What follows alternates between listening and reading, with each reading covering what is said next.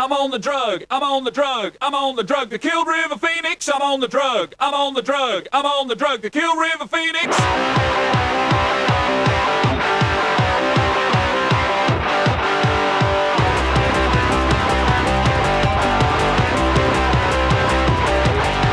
I saw his body thrashing, Ron. Ronnie Labrassi from TISM here, and look, I'd like to say to the boys from NME, just cool it a little bit, because you've got that cultural cringe. No holds barred with us boys from TISM, It's about time you English critics came out and said what you really thought about Australian bands instead of glorifying us like you did with Jimmy Barnes. Hiller had Everest in his veins. Armstrong did moon was not the same. Heroes explore to give us hope. River pushed back the envelope. Obviously, Liam, he's a smart chap too. I mean, intelligence is the first thing you think of when you see Liam. Actually, Noel and Liam might be looking for a position in the rock industry, given that the Oasis is looking a bit dodgy. And we'd like to invite them if you want to try out. We've got a position in the band available. You'll have to, obviously load out at the end of the show. Actually, I also, Noel, I've got a great idea for a lyric. It goes something along these lines. Step inside the eye of your mind, don't you know that you'll find a better place to play? Now, I think that that little couplet there, that obviously has so much meaning. I mean, it's obviously written about a real situation. It's obviously written with a certain amount of empathy for the characters involved. It's got a beautiful narrative strain to it. It's nice. I think, it reminds one greatly of Philip Hodgins' Dispossessed, a great piece of Australian work that you English people would be very familiar with, seeing as you read up, you downgrade your own things and constantly pay homage to what Australians do. Yep. That's a beautiful couplet, and I don't need any. I don't need it, so you're quite welcome to have it, Noel. Yeah. So if you want to just stick to the maraca playing, we're open to that as well. Mind you, we do a bit of flying, Noel, so you'll have to get on the plane at the airports.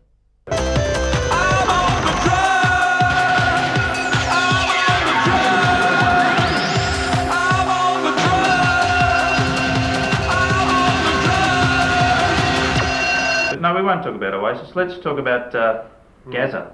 Gazza, yes, Gazza. Yeah, he's another one that, he's a level-headed bloke, isn't he, Gazza? He is, yeah. He's a guy that, what I like best about his style of living off the field and his style of play on the field is humility. I think that's the word that sums up Gazza, and intelligence. That's right. Intelligence, Yes. He could write lyrics for Oasis, he's that intelligent.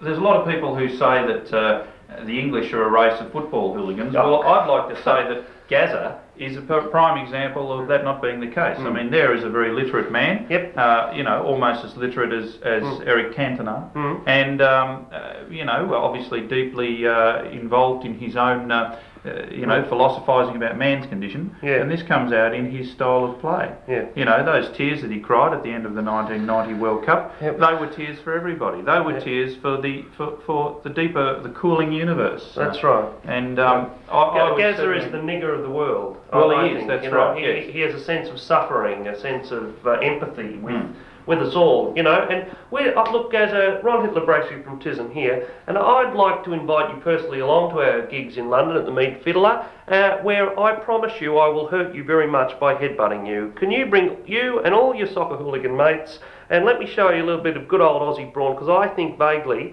underneath that strong male exterior, your sexuality is very suspect, mate, because we Aussies don't cry, alright? And I don't believe any of that. But what I don't like about your latest work, Gazza, is the way that you're using the assonance in his latest sonnets, that use of assonance to reflect the dispirited nature of the slowly cooling entropic universe. It's been done before by Philip Larkin in his famous poem, This Be the Verse. That's right, yes. Larkin, of course, scored the winner at Wembley against Scotland. And he went straight to the change rooms and wrote those famous lines, your parents fuck you up. Yes, they do. They give you some faults of their own. They're out of you just for you. The guy who slagged the football team, those jobs were not for him. He turns into a real estate agent who believes in discipline. I know that you people obviously are aware of the work of Nick Cave and Kylie Minogue, but perhaps you're not aware that one of them is in fact an underground legend, and one of them is quite laughable in our country. I mean, I think we've got it worked out, and you people really need to sort of look at your situation. I mean, quite clearly, Nick Cave is attempting to hang on to the coattails of Kylie in order to get some kind of alternative cred. And we're here to say, well, I'm sorry, but that's just not the way it's seen in Australia. Nick Cave is a fluffy pop idol in Australia, and if you want real credibility, Kylie Minogue's what it's all about. So if you'd like to sum up where TISM stand in the Nick Cave Kylie Minogue axis, I certainly feel that we're more towards your Danny Minogue. Well, we certainly are. Yes, that's right. Danny has eschewed both the traditional narrative structure and also pop melodic sensibility for her gritty film noir art pieces that are so popular now in the New York ghettos of New York, it'd be in. Yeah. Break the stop sign. Break the stop sign. I'm very much looking forward, Humphrey, to meeting some of the esteemed English rock journalists that I know I've admired for years and years. I want to meet the journalist that asked David Sylvan in NME, I think it was, what is the meaning of time? Yes. Now, they've gripped the inner core, I think, of rock music by asking someone that. Sylvan's answer, 20 past 11, probably wasn't on the level that the NME journalist was asking for, but they're a real bunch of people at the NME. Can you imagine them sitting around at morning tea, And it'll What then is time? They'd be saying to each other, wouldn't they? Yes, and then they'd have these latest crazes running through the canteen, It'll be like donuts with icing on one week, and they'd all say, oh, the donut with icing, possibly redefining what it means to be a donut in modern London, and then next week, it's the new donut with icing, it's the rise of the Brit donut. Brit donut. That's right. It would be the new Brit donut. But then a week later, someone would ask for a Brit donut. They would go, "Oh, Brit donut." That's right. You don't want the Brit donut. You'd want the coffee scroll. Or you'd have the post donut. Post donut. Yeah, that'd be from North, wouldn't it? That'd be the people up in Manchester getting into post donut. Dropping a bit of D, and listen to post donut. Let's form a company. Let's do it now. Let's form a company. I'd like to unreservedly apologise to Flea from his band called the Red Hot Chili Peppers. The Red Hot Chili Peppers, because we've insulted Flea. Flea's been on the press here in Australia and also the press in England saying that our song about his mate, his dear friend River, was something that upset him very much. And yes, we're very wrong about writing a song about River, who was a fine man, a fine artist. He was a leading exponent of drum and bass. He was also at the intelligent end of the drum and bass movement. And the Chili Peppers with their dongs hanging out and the bloody flames on the top of their head, and they're meant to be this aggro rock band, and suddenly I've said scones instead of scones at the dinner party that he's throwing. Christ almighty, I thought this was rock and roll, mate. I thought we were playing drum and bass here. Hardcore drum and bass. Mind you, I do agree with you. Oh, so do I, It's shocking what we did. No, we made a lot of money from it. Yeah, we're idiots. People seem to think that our song about River Phoenix is actually, a bit of a slag off, but I don't think that really they realise where we're really coming from. I mean, it's jealousy. That's the bottom line with that song. We obviously feel that River Phoenix is the kind of guy that we always wanted to be, and look at us now. I mean, we'll never get there. We were never good looking enough at school. We were never intelligent enough. Into the fast lane living. No, I'm sorry. In fact, we were actually, we'd be the types that be not allowed in to the Viper Club. The Viper Club. They'd be outside. They'd be saying members only night tonight. Yeah, that's the only glimpse we could get of River Phoenix was him convulsing outside on the pavement, because that's the only place we are in relationship to the Viper Club. That's out on the pavement. You know? Exactly. One more freaking American dead. It can't be all bad.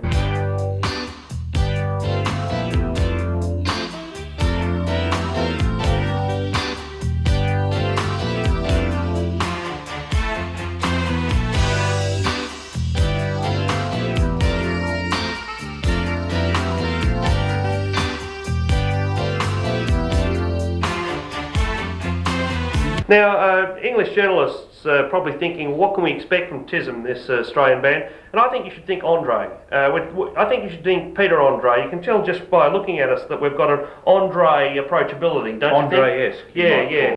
If you want hard, you go see Peter Andre. Yep. I mean, there he was, growing up in Summer Bay, and it's a tough place, Summer Bay, but a tough, hard place. You know the Summer Bay kiss? Boom! Does your mother sew, you know? They've had people from Glasgow down Summer Bay running back to their punsy Scottish northern city saying those blokes from Summer Bay, including Peter Andre, they're too tough for me. Well, he's a that's hard dead man. right, You that's know? right. You have an argument about who's got the bigger colour TV. You have an argument about should I be investing in that particular real estate portfolio. That's the sort of tough, hard sort of people they have at Summer Bay. And Andre came up through the ranks, you know. He's confronting. That's what I think about Andre's music, you know. But he certainly is bass and drums.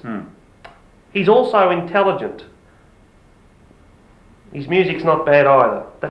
He was big here, but I think a lot of the people here were discouraged by his nihilism, you know, his depressing view of life. That's right, you know? yes. Something that probably we in TISM don't share. That's where us and Andre depart, because we've got a far more cheerful attitude to life, to our own sexuality, you know. Like, Andre struggles with his sense of self, with his penis problem, and with his hard... his hard, unrelenting, grinding relationship to women. Rather like Philip Roth, you know. Philip Roth for years has had a Janus-faced attitude to the female form, which I think Andre has had, you know, whereas, well, I think we're far more straightforward about it. Well, obviously, yeah. I mean, you know, we're in it for the girls, and I think that's, you know, where we depart from the Andre-esque. We're obviously, you know, the parking meter attendants of rock. We're here to bring rock down to our level, and you know, if you thought Milli Vanilli were you know, exciting, well, you certainly haven't seen anything yet as far as TISM is concerned. They haven't seen anything yet as far as TISM is concerned, because we haven't been there.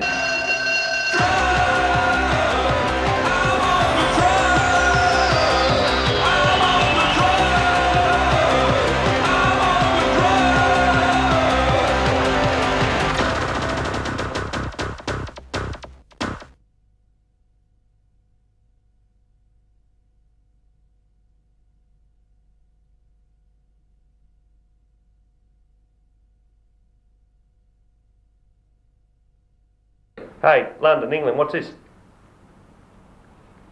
Christopher Reeve's workout video.